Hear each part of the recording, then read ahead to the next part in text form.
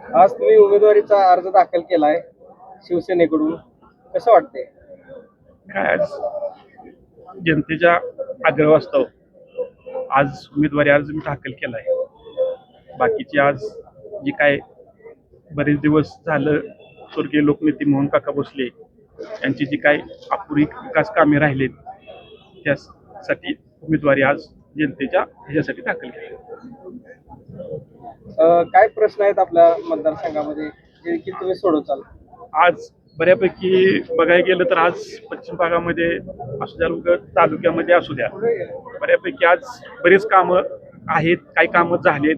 येणाऱ्या काळात ते कामे आम्ही पूर्ण करू. आज बऱ्यापैकी टेंबूच पाणी आपल्या भागामध्ये आले, त्यामुळे आज शेतीचं उत्पादन बऱ्यापैकी वाढायला लागले. त्यासाठी काही सोयी सुविधा जी उपलब्ध करायला लागतील त्या कमतरता आहेत, त्या येणाऱ्या काळात आपण पूर्ण करू. पण बाकी मूलभूत सुविधा काय असतील त्या सुद्धा पूर्ण. तुम्हाला आज जनतेचा उदंड प्रतिसाद मिळतोय, मोहन काकांची आठवण होते का? 100% काकांची आठवण होते. आज स्वर्गीय लोकनेते मोहन काकांच्या पश्चात मी गेल्या वेळी निवडणूक करसुली जिल्हा परिषद गटातून लढवली.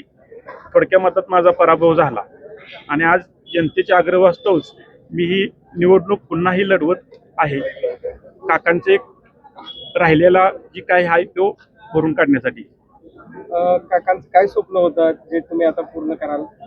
काकांचा आज तुम्ही बोलायच्या बाबतीत झालं तर आज काकांनी तुम्ही बघताय बऱ्यापैकी सर्व स्वतःसाठी त्यांनी वाहून दिलं.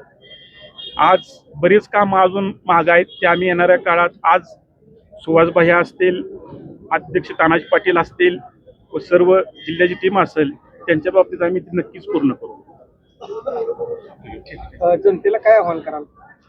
जनतेला मी फक्त एकच आव्हान करील की गेल्या निवडणुकीत सुद्धा मला काकांच्या पश्चात जनतेनं मला उमेदवारीसाठी उभा केलं. आता सुद्धा मी येणाऱ्या काळात सुद्धा जनतेने सांगितले की भैया तुम्ही अजून एकदा उमेदवारी करायला लागतात. जनतेच्या आग्रहास्तव मी आज उमेदवारी अर्ज दाखल केला आहे.